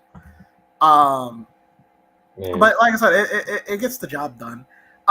As far as characterization goes, it's 25 years in the future, but I think a lot of these characters have become unrecognizable. More notably, Sonic himself, who I guess that's the point of his character. So Sonic in the Archie universe, his Mary Jane, if you will, was Princess Sally Acorn. And this came from the TV show Sonic the Saturday Morning Cartoon, where that was his girlfriend, his main squeeze, as he would say. And over the course of the book, it was clear that these two were like the in-game ship. So in the 25 years later story, they're married. Now, Sally is a princess, so which means 25 years later, she's a queen, which means Sonic is a king. But Sonic is an adventurer at heart, so the king life isn't really for him. And this book highlights that, but the way they come about it is so weird, because Sonic is acting distant lately. He's been king for 17 years. And his wife on the plane asks him, like, Sonic, we don't even go for our walks anymore. Like, what's going on with you? Jake, I hate to interrupt you, but I was looking at one of the screenshots you sent, and it's the one with the two teenagers about to do the thing in the bushes, and the girl, she looks so weird, like forward facing. She looks weird. She's so like I had to say it. No, you're valid. She looks weird. Why are you so rude? What is this cover? That was like Kim Pender's art for the book. Cryptid, if you want to take a look at it, that was. Ew. Yeah, I saw that. I don't like this. Yeah. Why are you so weird, Wish? This is what Sonic was. This is a peak of Sonic the Hedgehog. Listen, before the Sonic you see in the thumbnail was a thing. These are the things that happened in the old Sonic Archie days. Where these Question, Jake. Was this Wait, in the when 90s? people ask you how did furries become a thing, this picture right here, this artist birthed furry. This is where they came from. God. Was this in the 90s, Jake? The comic started in the 90s, but not this. Not this particular one. The series. The series started like roughly 90s, I think. I think it was okay. This right here, this art pretty much started like 2017. Yeah, it was 17. When he started this work. Yeah, Archie. Like I said, Archie's done a lot of good. I think the flexibility that the writers had back then in the right hands did a lot of good things, or introduced a lot of cool concepts to Sonic. But when you had it in the hands of like Ken Penders, things would get like really extra. Like I said yesterday, and Archie, like sexual assault was a thing that could just happen in a Sonic comic or things like that, or like people could like cheat on their spouses or things like that. It was just like people would, and also like it was just like any other comic. Basically, it was like any other book. Yeah, so if you came to Sonic for the experience of the games, just know you could get that, or you could get something that you would see in like Marvel and DC. I think Austin put it best. It just felt like it felt like it'd be in any other comic, but it's just weirder because it's like the brand of Sonic is like a specific thing. It'd be like if you started seeing this in like a Mario game, and you would just be like, "Well, this is weird. This is not what I'm used to with Mario." We almost don't Bowser get that piece all the time. We almost see it in Mario. Yeah. I'm not a Mario fan. You're gonna have to enlighten me. Bowser gets that piece thousands of times. Oh, with the intent of making her a mom. Okay, right, but he doesn't do nothing to her, right? Oh, we don't know that. I'll say we're close. We're close to that book happening. It's more like he locks her in a cage and he's like, "You want to marry now? No, okay, I'll come back. You can marry." But yeah, I mean, like I said, back to Sonic. So Sonic at this point, his plot is such that it's been 17 years and Sally's like, "Sonic, what's wrong? We don't go for our walks anymore. What's going on?" And 17 years in, he's like, "Sally, I'm just not a king." And I was like, "It's been 17 years. You have 2 kids. Why are you bringing this up now?" You know what I mean? It's like, imagine you had a family for like all these years. And you're like, "You know what? I'm not a dad. I don't want to be a dad anymore." You're just like, "We want to leave your family." I just thought it was like, it's something that like I imagine Sonic would deal with if he had to become a king. But the way it's introduced is so like badly written. I don't like the way it was introduced, as if this is like he just now realized. There's also like just kind of pointless scenes too. There's a whole issue. Well, we're talking about the universe ending. There's a whole issue of just like Sonic and Knuckles' kids having a slumber party, talking about nothing. And no character work is being done. They're just talking about, "Ooh, do you like this boy or do you like this girl or whatever?" And like Sonic and his kid are playing pool, but they don't really talk. It's weird stuff like that. But the only reason this story even got re-released is so Ken Penders can do his new story, which is the actual Laura Sue Chronicles. Because none of this is about Laura Sue. There's just a lead up to that story, basically. And the story, from my understanding, is that Knuckles is going to be dead. There's a timeline where Sonic doesn't exist anymore because of the events of the book. And so I guess Laura has to save the world in a world without her father or her, I guess, uncle figure or whatever.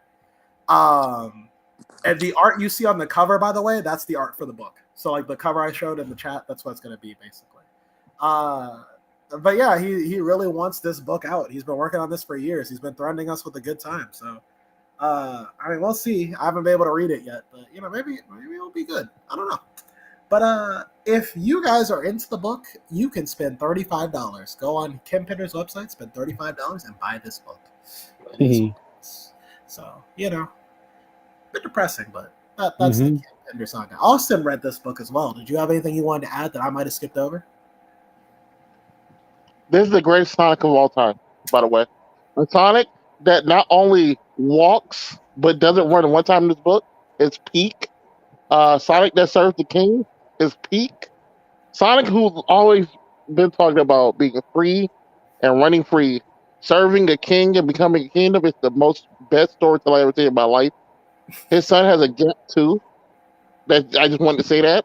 One of his kids is a rat or a squirrel or what the fuck the Sally acorn is. Yeah. So. And let me see. Knuckles and Sonic hate each other, and you're just petty. Again. Sonic's son thinks he's a player, and he's not. Vector's son has more play to him. It's kind of weird. Yeah. There's a scene. That's all there's a scene where Sonic's son tries to wrap his arms around like Knuckles' daughter, and then she's like, "Get the fuck away from me!" So that's kind of the level of risk he has here. For context, by the way, behind the scenes, Austin hates Archie Sonic. All right, I'm saying it. I'm just putting it out there. I'm exposing it. He hates Archie Sonic. I'm just saying the character. No, I hate Ted Pender's Sonic. I like some Archie Sonic. Okay, I just want to put that out there. So, but it is what it is. Yeah, go support his book or don't.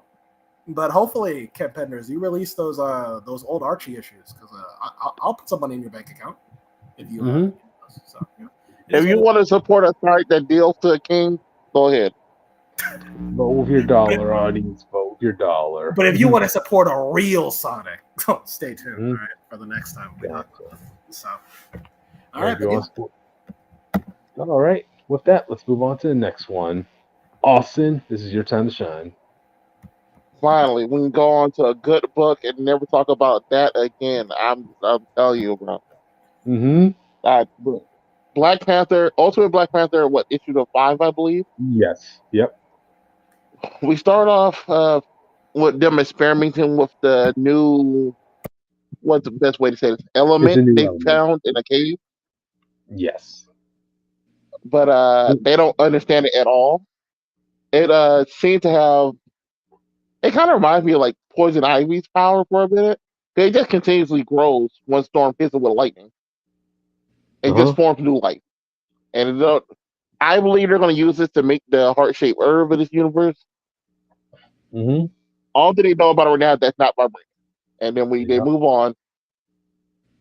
T'Challa talks about he got to go talk to the elder. I haven't talked to the elders, like that guy from Mortal Kombat. But it's kind of funny. The same lady give him to run around the whole time. We're like, there's fear in your voice, my king. Don't you know you got to listen to us? We know the future.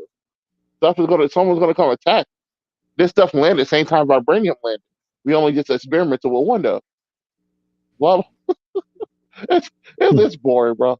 Black Panther found the green energy. An actual Black Panther audience. Actual Black Panther. I thought they were implying that this was Basque. Like he read this thing and then eventually became a god. I was like, that's kind of weird. Okay. But I'll let it slide for now. I'm sure they'll experiment on it later. But we go to a guy in prison. Khonshu basically tells him, "Hey yo, I'll get you out of here. I'll reunite you your son. You be a Moon Knight. You listen what I say." And he's like, "Okay, sure." No, I like what the guy said. Like, the prisoner was like saying, "You destroyed my village and killed my sons," and the Moon Knight guy is saying, "Well, then I owe you life and a home, and I always repay my debts." Yeah. Remember that by the end, audience. So go on, Austin. He does. What are you talking about? Don't discredit him. You got to remember, we're not linked up right, so you can just don't start spamming my name. Okay. But Khonshu and Ra empower this man's body. He gets Khonshu's Moon Knight suit. And he comes in, he starts piecing up Shuri. They get a good little fight scene. Shuri stabs him through the hand. He needs her in the gut, goes to the ground. And then Storm shows up, lights this man up. But he gets the green power anyway, some of it at least. Yep. And teleports out of there. Thanks to Ra and Moon Knight.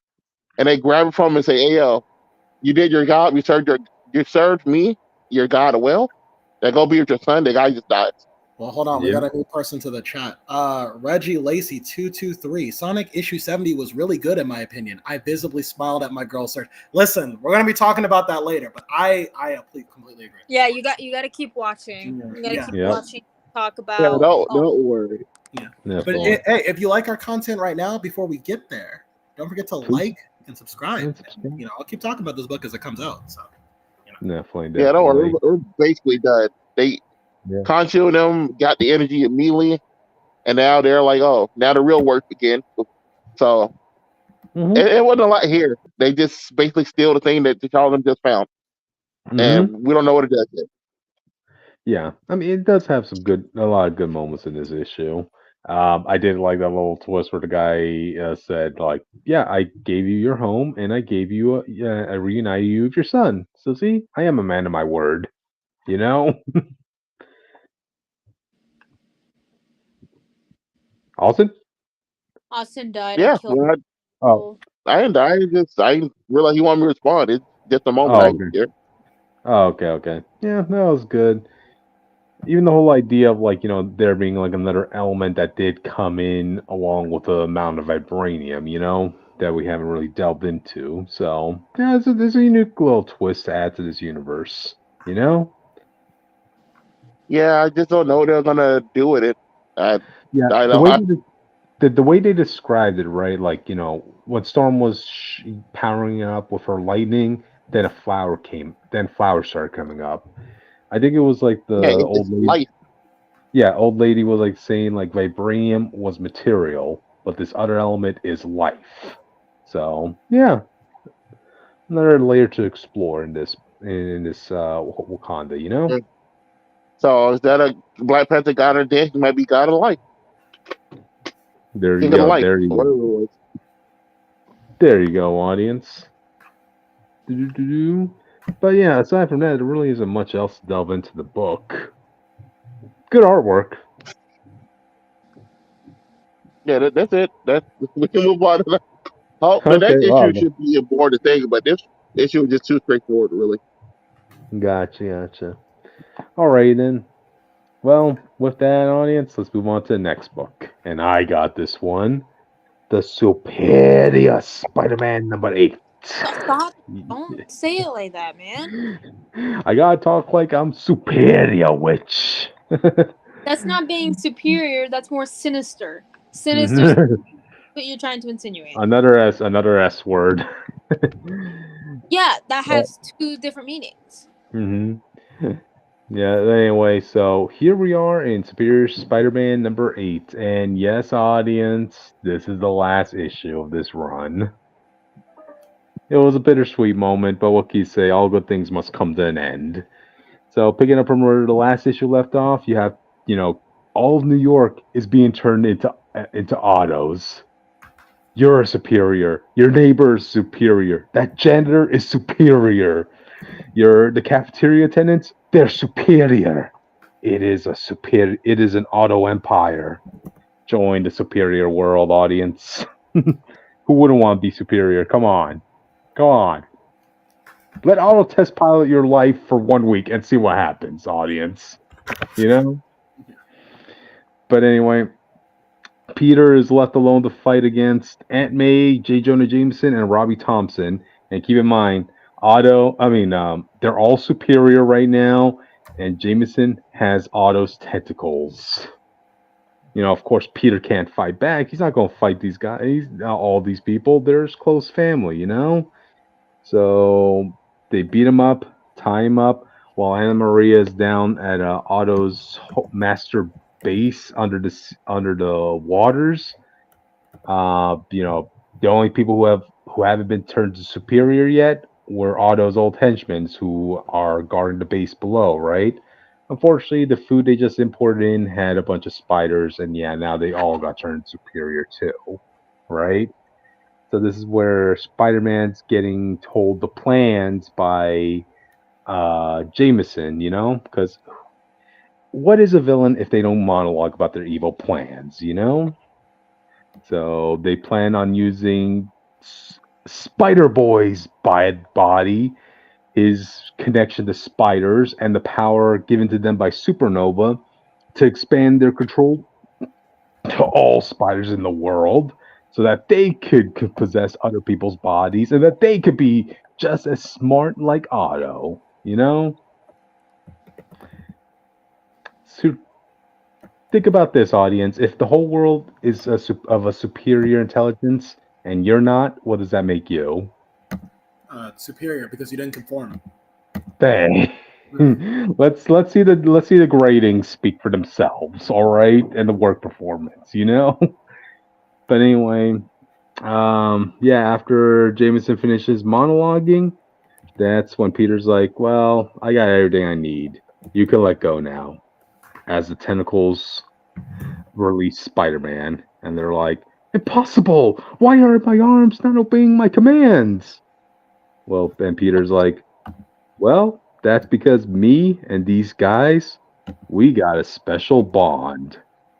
Yeah, yeah. Don't forget, audience. Otto's tentacles apparently had a crush on Peter Parker.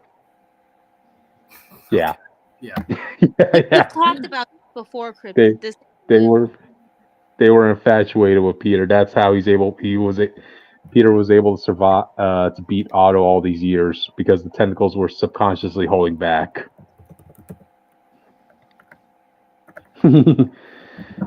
But anyway, the tentacles team up with Peter, and Peter webs down the three and high fives the tentacles and tells them to keep an eye on these three while he goes deals with the main Otto, the main man. That's when we get to the Empire State Building, and of course Otto is monologuing to Supernova, and Supernova's like, "Wait, if you use this machine, I'm going to be destroyed, but I won't just be destroyed. You'll lose your energy source. So are you really going to do this?" And Otto's like, "Of course. If the whole world becomes as smart as me, we're bound to just find a way to recreate you. So all good. We suffer no loss, no casualties. You know." And then that's when Peter comes up, and yeah, now this is a full-on battle between Peter and an army of superiors. You know. And this is when it turns out like a couple of the bad guys, they weren't actually possessed by Otto. They were just going with the flow, and they ended up helping Peter to fight the rest of the bad guys. Let's see. One, his name is Looter. Yeah, D-list villain. He's like saying, "Look, I don't want to live in a world where everybody's Doc Ock. I just got to gauge. There's no way I'm marrying somebody with Octavius's brain, okay?" That's pretty fair. That's pretty valid. Oh, same. You don't want to be with somebody who's smarter than you? Oh, wow. Okay, No, that's I a just lot. don't want to be. I just don't want to have Doc Ock's brain. Okay. Dr. Octopus as much as other people do. Okay, I have other things to be worrying about right now. Okay.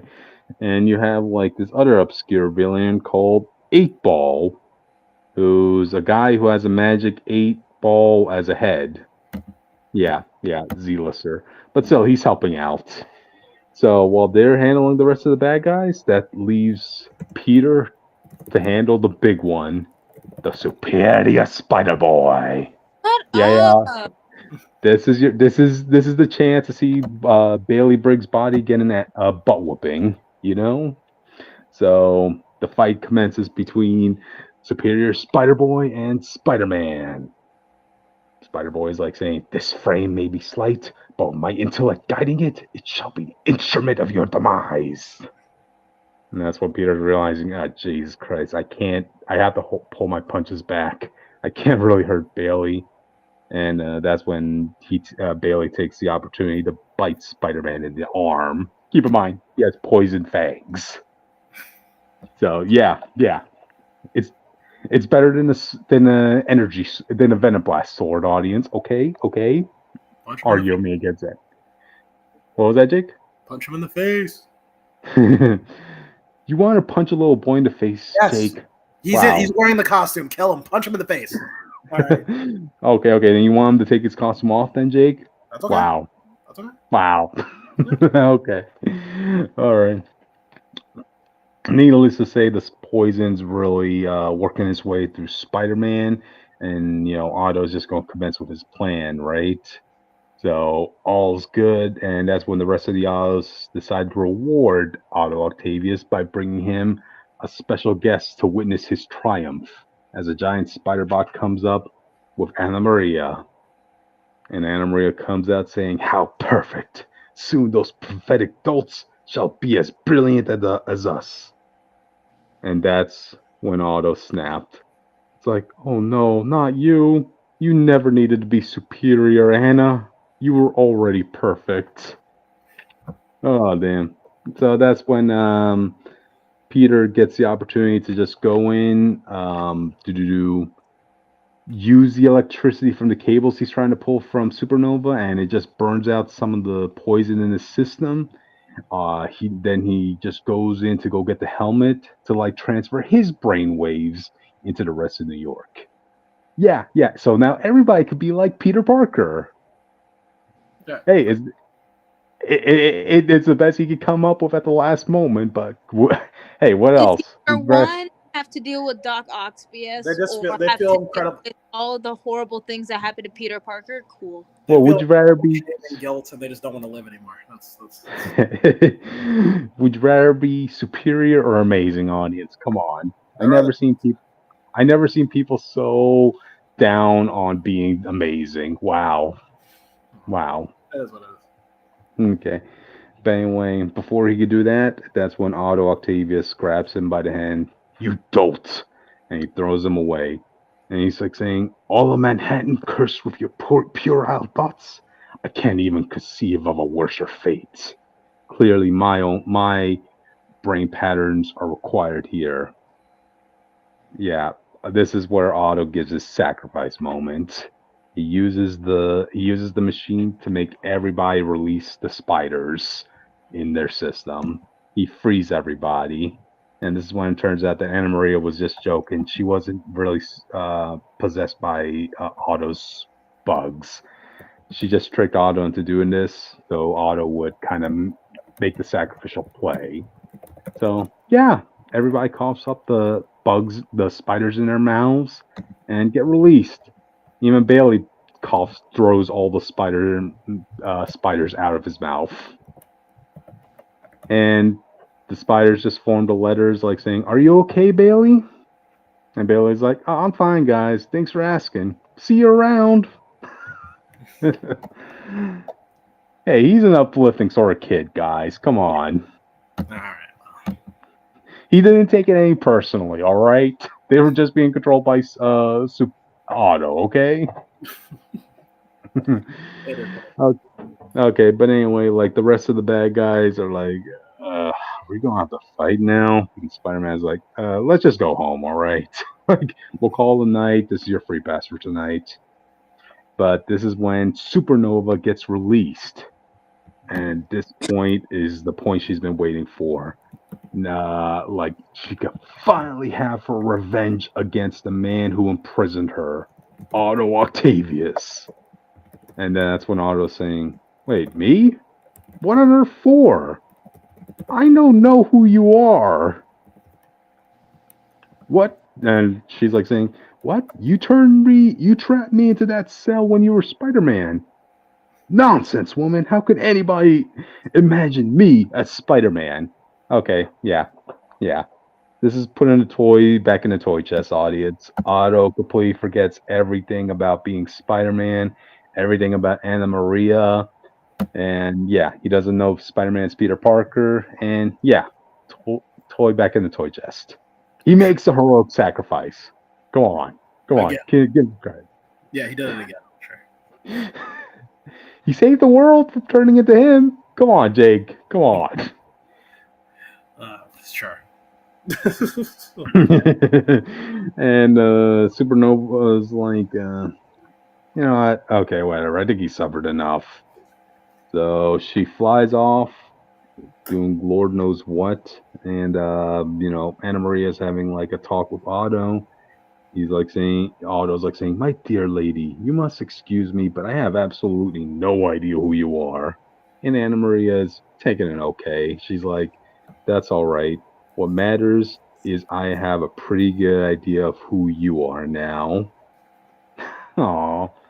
So Otto leaves in his Octobot, like saying, when I was Spider-Man, preposterous.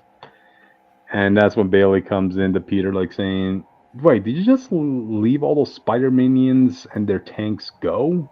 They still think you're Otto. You could have like a bunch of henchmen and you have your own spider base. And Peter's like, look, we got more important things to do, like going back to my lab and unwebbing Aunt May, Robbie, and Jonah.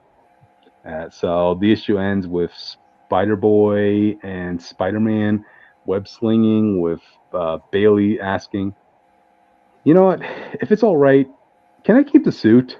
It kind of looks cool. Peter's like, you can keep it as long as you get out of the superhero business. You 10-year-old. For real, go to freaking kindergarten or whatever. Oh my god. Well, if it makes you feel better, Spider-Man says nope. And then Bailey says, well, can I at least keep the web shooters? Peter's like, definitely not. Oh, come on. Yeah. Oh. Hey, it's a cool suit, audience. Come on. Black goes with everything. So, yeah. That's how Superior Spider-Man ends, audience. I don't know. Sounds like I mean, Austin cares more about Superior Spider-Man than I do, so this is really up to him. So.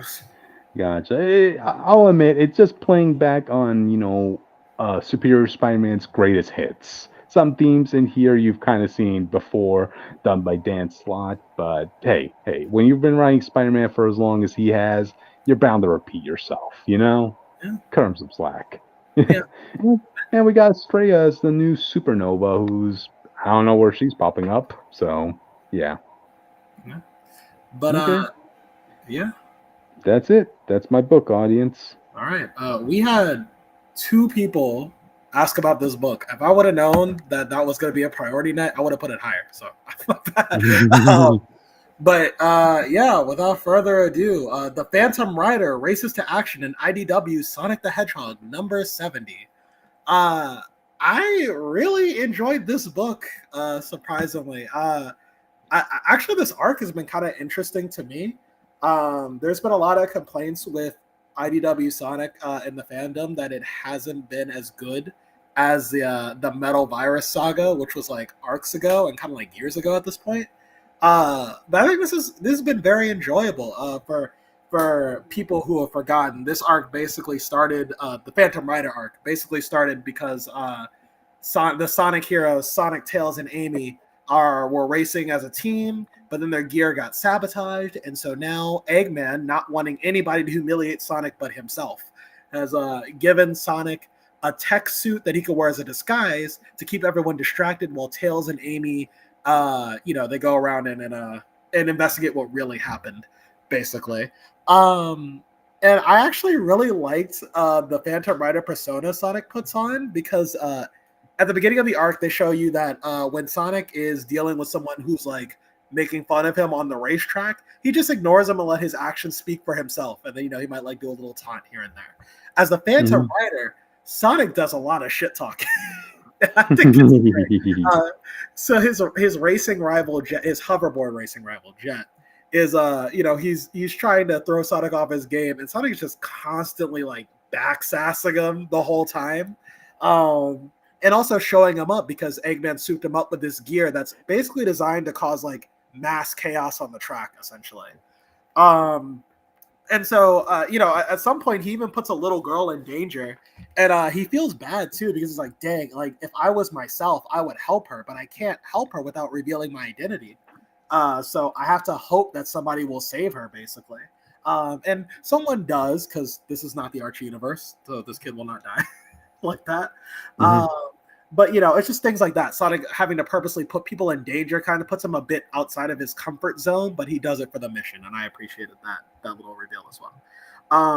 We also had Lanolin go up against Sonic. The Phantom Rider is to say, and I kind of chuckled at this scene because Lanolin has been berating Sonic's friends for not using their powers or are thinking ahead.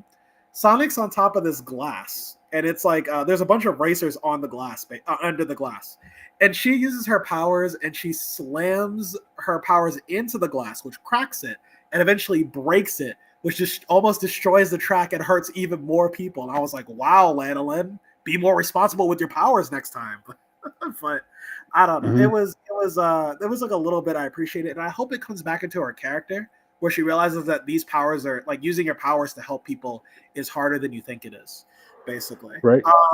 We also had a really adorable moment with Surge, and I think this is a sign of growth for her. So for people who don't remember, Surge is a pseudo clone of Sonic. She's designed to basically replace Sonic.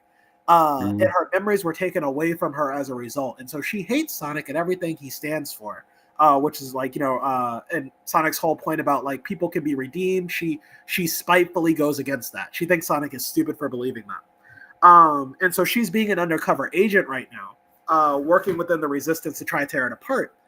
And when she sees the Phantom Rider, she wants to pick a fight, and she winds up fighting the Phantom Rider off. Where Sonic was trying to retreat from her, essentially. But from her perspective, she thinks she scared the Phantom Rider off. And when the race is over, Jet's crew wins, but no one's cheering for him. They're actually cheering for Surge because they see Surge as a hero. And Surge, never having people adore her like this before, she's like, wow, they really like me. I'm a hero, which is cute. This is like her first taste of people actually liking her for being something other than being evil, essentially. Right. And I think that's like really cool for her. And I know Ian Flynn on his podcast, like the Bumblecast, which is like really good. You guys should go check it out. I know that he said that he doesn't want Surge to have a redemption arc, but I don't know. I could go either way with it. I see what he means. I think this adds a bit of layers to Surge though, because then you ask the question, is Surge really going to change for the better, or is she going to go back to her old ways? I think this frames the question a lot better than the previous issues have. We also got a funny bit between Tails and Amy, but this is only funny if you know what the Murder of Sonic the Hedgehog video game was. For people who don't know, last year on April Fool's, the social media team for Sonic released a game called The Murder of Sonic the Hedgehog. And people thought this was a big game where Sonic got murdered. But no, it's a real game. It was a real game. And people were like, what would be funny? It would be funny if Sega decided to release a Sonic.exe game, so like acknowledging the creepypasta. I think that'd be funny. Yeah, I don't think they won't. They but won't. Here's the thing. I think it'll be funny because even SpongeBob even acknowledged their creepypasta, the Squidward one. I don't think I'm allowed to say the full title, but okay. It's Squidward unaliving. It's all you need. Self-unaliving. There we go. And, hey, if they can acknowledge that before they had to change it, then I don't know. Sega might want to acknowledge it. I know that Nintendo ain't acknowledging any of their creepypastas or anything like that, but I think it's funny how people are acknowledging creepypastas nowadays. I think it's funny. Yeah. It took a life of its own. What can you say? So as Daffy Duck is bringing up the Murder of Sonic the Hedgehog, which was a game that basically people thought was a joke, and then they found out it was free on Steam, came out that day. There's a running gag in the game. So you have an OC character. You can name whatever you want, but I think the canon name for him is Barry. And so basically, it's a murder mystery of who murdered Sonic. Because this game is canon to the games, from my understanding. He's not really dead, but you just think he's dead at this point. But yeah, so there's a running gag if you play with Tails, and it's a point-and-click adventure game. So if you click on a trash can, Barry goes like, "There's always a clue in a trash can. Every murder mystery, there's a clue in the trash can." And the whole game, if you click on a trash can, you will not find a single clue until the last area in the game. And Barry is almost brought to tears because he was finally proven right that there was a clue in the trash can, basically. And so in this issue, Tails finds a trash can. He's like, "Amy, I'm gonna go check for clues in the trash can." And Amy's like, "Oh, what? Why are you doing that?"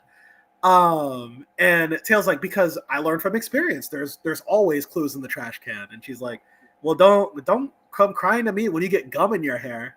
And there's a cute little visual gag when Tails comes out of the trash can. He has gum in his hair. Basically, they don't point it out like that. But this joke, while it is funny, it does raise a canon issue. as the Sonic fan base was told, the IDW comics currently take place before Sonic Frontiers, and the murder of Sonic the Hedgehog takes place after Sonic Frontiers. But this joke only makes sense if Tails already went through the events of murder of Sonic the Hedgehog, which happens after Frontiers, which hasn't happened yet. Because the gag in the game was that Tails didn't believe your OC whenever he said that there was there's clues in the trash can. So I think it was just an oversight. I don't think it's something to be taken seriously. I think it's just a huge oversight that they didn't think about. Daffy, that's a spoiler. But Daffy's spoiling who murdered Sonic the Hedgehog. But by the way, it's still free on Steam. I highly recommend playing that game. It's a fun experience. You don't really need to know much about these characters to have fun with it. But yeah, it's a canon issue. It might be an issue with canon, but I don't think people should look too hard into it. I think it's just the writer didn't think it through, basically. Or maybe we're not thinking it through. Maybe there was this. We're not. It does make sense. But the issue ends with Tails and Amy finding their old friend that they don't really talk too much to, Belle. Belle has been locked in a closet and gagged up, and her arm has been severed off, basically. Belle, by the way, before people freak out, Belle is a wooden puppet doll robot character. So her losing her arm is okay for the kid audience out there. Go for it. But yeah, this is a really fun issue, and the art is like really stylized, which is great because this arc is based off a game that takes place earlier in the timeline called Sonic Riders, which was meant to be like a stylistic hoverboard racing game. And in fact, I think it was like, other than a Kirby game that came out, it's the only hoverboard racing game there is that I know of. The mechanics are really fun. If you can load up an old like GameCube or something, I'd play the first one. But yeah, the art is very stylistic, just like the game is. Not in the same art style, but just the stylized, basically. Daffy is saying the is symbol version of Sonic the Hedgehog. I would say this arc is indicative of like the feeling of a Sonic story. I would say not like the crazy ones where Sonic's fighting gods and everything, but just like the fun ones, basically. But can I recommend this to people who don't know Sonic? I don't think I can recommend this arc to it. If you start IDW from the beginning, I think this is a fun arc. But I can't say you could jump into this because a lot of this is like some of the references you need to actually know from the games.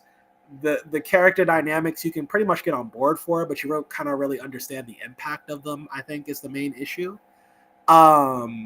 And while it's enjoyable to me as a Sonic fan, and I really like all of this stuff, I can't yet recommend this to like someone who doesn't know anything about Sonic, or even at least IDW Sonic, bare minimum, basically. But if you are into Sonic and if you've dropped off of IDW, because I know it's been kind of like a soft slump these past couple months, I highly recommend getting back into it now. I think this is a fun arc to jump back into. The characters are fun. Amy is very enjoyable again, which is great because I always love Amy in IDW. And it's less about the OCs and more about the Sonic cast, which is what people want. And shout out to Evan Stanley because I don't normally like her work as much as Ian's, but I think she does a great job capturing Sonic and what makes him cool. He's like just the way he carries himself. Like I think she captures that in this arc. So, yeah, like at the end of the day, this is a good arc. The Phantom Rider arc. I hope it keeps it up next month. So, yeah. Cool. Keep that momentum up going. Yeah. So, yeah. Alrighty then. With that, let's move on to the last book of the night. Oh, fun! It's me. Before I start, San Diego Comic-Con's in about 21 days, and I need to finish my cosplays before then. So, wish me luck on that. Anyways. Last but definitely not least is The Creature from the Black Lagoon Lives, issue 3 out of 4, because these have been 4-issue minis. Next up is Frankenstein. Just remember that. So if you want that one, let me know. Anyways, so we start off with our main character, Kate. She's decided to take a quick swim in the lagoon. Bitch, bitch, haven't you almost drowned twice? Wouldn't you like to stay out of the water as humanly possible? She almost drowned twice. The first time because of this one asshole who's relevant to the book, and the second time, yeah, don't worry about it. It was in this book. Anyways, so she notices something's off in the just in general, And before her leg is being grabbed by the creature, she decides to swim off. But guess what? We get a 2-page splash art of where the title is, and it looks killer. Yeah, she doesn't. Kate literally says that she doesn't know if she wants to escape anymore. I'm assuming her past traumas, and all that jazz. Yeah. Which I mean, fair, I guess, but still.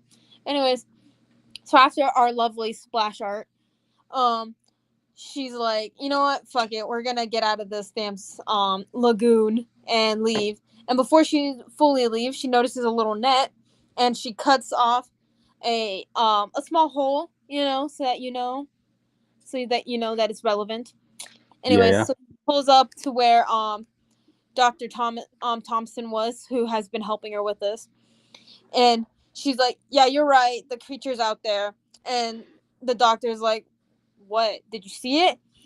And she's like, "You're not gonna catch shit like this. Like, I saw you guys leaving them out there last night. Like, you're convinced the creature has taken to me? Like, are you sure that isn't printed on me?" But anyways, Ooh. like, it's why you've let me stay so that I can hopefully draw this creature out so that you can capture it.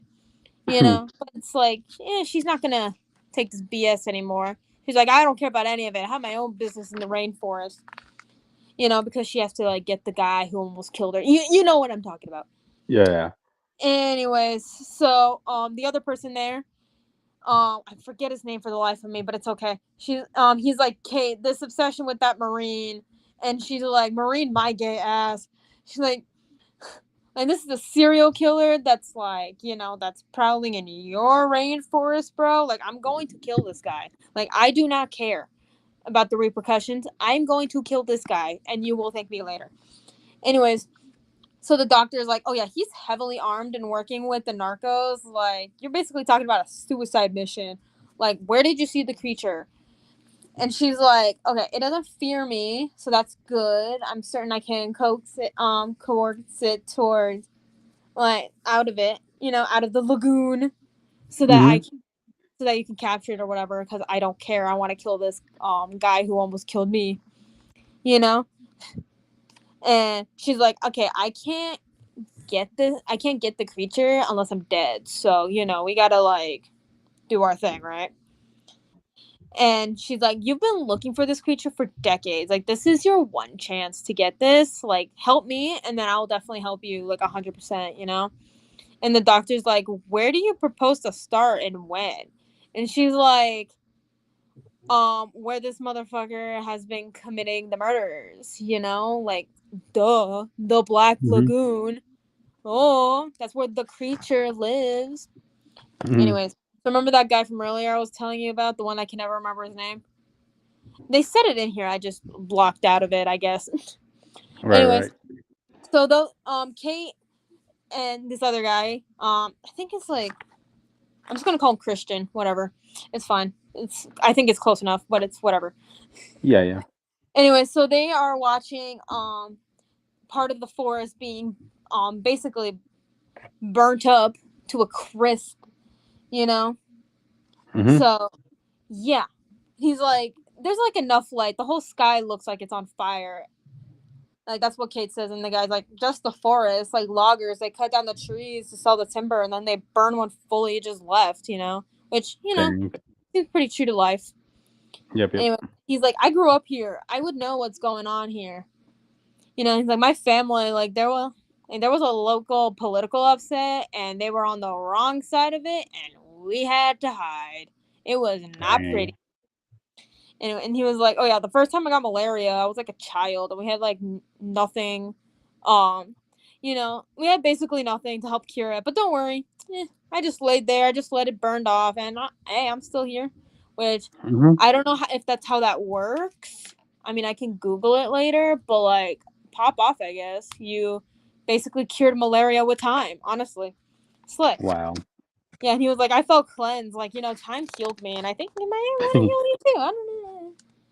Another And way of the motto of time heals all wounds, I guess. I mean, not all wounds. I mean, we can't Mm-hmm. regrow limbs. Mm-hmm. So, I don't know if you can survive getting malaria and by healing it through time, but last time I checked, it's not the common cold, but whatever. I don't know. I'm not a doctor. Gotcha. Anyways, so Kate, after he says all of that, Kate's like, damn it, did you just delay me leaving? Like, are you trying to talk out of it? Like, that serial killer guy tried to kill me. Like, and he's still killing people. Like, he's not a disease, he's a force of nature. Like, I need to kill this guy, put a bullet in his head or whatever. And he's like, okay. So, we cut to a cave. We cut to a cave. Remember that? Where the lagoon is also at, because it goes into the cave. Yeah. So we see this one guy poke himself with like a sharp thing. I'm assuming like a knife or a needle or something. We see this guy's crazed eyeballs. Remember that for later because I will be important. That will be important. Right. Like move my book so I can actually look at it better. Anyway, so Kate's like, okay, how much weaponry do we have? Is it just the rifle? And the doctor's like, oh no. We got some stuff. And he pulls out a bag filled with a ton of guns and weapons. And I'm like, you know what? Pop off, I guess. Live your truth. I can't stop you. Anyways, so, yeah. So while they're talking, we see someone with some binoculars stalking them, kind of. And he's like, Kate, you came all this way? Like, ooh. Crazy. So, yeah. So he finishes stalking them for a little bit, and one of the guys that came with this guy, he's like, oh, what did you see? Like could it be the person who attacked my men? Like what's the deal? And he's like, nah, can't have in them, just like beakers and flasks, you get the gist. And the other guy's like, okay, I have my men burn the lab to the ground just to be safe. And he's like, sure, it was 2 of your men who were torn up into confetti, but do what you want. You're a big guy now. You're a big boy now. And quick context on what that scene looks like. So basically, Collier, I think that's how you pronounce his last name, he pulls up behind the guy and he basically just like whispers that into his ear, like, you're the big man now, that's what he says. And I was like, ugh, stay the hell away from me. I'm choosing the creature rather than you. And it's true. I would 100,000%. 100,000%. Because gotcha. I don't think the creature's intent is to kill people, only to protect not only himself but his home. That's my mindset. It's been a while since I've seen the creature from the Black Lagoon, but that's just me personally. Anyway, so we cut over to nighttime, like around the time, like it's starting to get really dark, and we see Kate and Co go on this boat. They see this cave in the lagoon, and she starts like stressing out or whatever, and the other guy's like, Kate, are you okay? And she's like, I don't know, like, you see that too, is it really there? Like, is it the creature? And I mean, it kind of looks like them, but keep in mind, instead of just shooting it, they let this thing go towards them, like float towards them, and it was not the creature, unfortunately. It was a suicide bomber, or the guy's already dead. It doesn't matter. This was a guy floating in the water with a whole bunch of bombs strapped to his chest, and it explodes. No Kadur. And it basically ruins the boat. And remember Collier from earlier? Well, he pops up. He like pops up from the trees, and Kate's like, ah, shit, the bastard's here. So they try to shoot him. One of them gets hit. Kate gets knocked out by, like, she gets hit by the back of the rifle, and she falls into the ocean. But don't worry, she does not drown this time. She starts swimming, and guess what? She sees the creature, because the creature is chill. But before she can hang out with him for a long period of time, she gets dragged down by a human-looking hand, not a sea monster-looking hand. Anyways, so this person in question is like, Kate, I'm so sorry I failed you back in the Hudson. So I'm assuming they went from Canada to, I think, Peru? What was the country again? I forgot. A South American country that I cannot remember which one it was. That's all you need to know. And he's like, oh, everything happens for a reason. You drove me from the States, so I had to come here. So, Anyways, what I it gotta show you my is. true self now in case, like, what have you done to yourself? And so he's like, look at me, no longer human. Look at what I am. What I truly always was. All it took was a knife and a needle. Gaze upon the creature from the Black Lagoon. And I want to give you a visual. I'm going to try to give you a visual of what this weirdo looks like. Okay? Okay. So you got a bald white guy, okay, who looks fucking crazed with like 2 scars down one eye and like some on his chest, you know? Yeah. And you guys know what the creature from the Black Lagoon looks like, right? You have a general idea of what he looks like. Yeah. So basically take part of that, take part of what he looks like, put a whole bunch of gills and webbed clawed talon thingies onto this guy's hand. No shirt, of course, no shirt, in front of a fire. So does that help with the visual? It's kind of hard to explain. Okay. Yeah. Fucking ugly. Eesh. It's fucking ugly. Anyways, Eesh. that's where the book ends, unless you want me to go through the letters page, which I'm not going to do. Mm-hmm. Anyways, the next issue comes out on July 24th. So I will have to go to my comic shop literally the day after I get back from Comic-Con. So Wow. I'm going to try not to spend too much money at Comic-Con so that I could go get my freaking books so that I could talk about them on that Tuesday. Yeah. So, yeah, Creature from the Black Lagoon.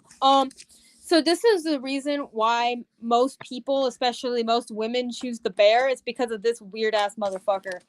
But in this case, I would choose the actual creature from the Black Lagoon any day of the week because I know that he has no intention of harming me unless I harm him first.